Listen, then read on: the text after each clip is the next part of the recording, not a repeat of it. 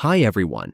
In this tutorial, we will show you how to cancel your Shopify free trial before it converts into a paid plan. If you are no longer planning to use the platform, canceling your trial is a quick way to avoid any unexpected charges.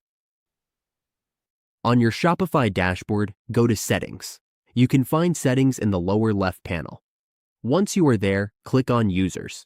You will see either Users or Plan. Go to Plan. Here you can see your trial. In this example, there are 2 days remaining. To cancel the trial, click Cancel Trial and then Cancel Plan.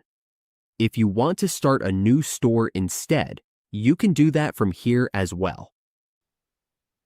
In this case, let's cancel the plan. Check the box to confirm and click Continue.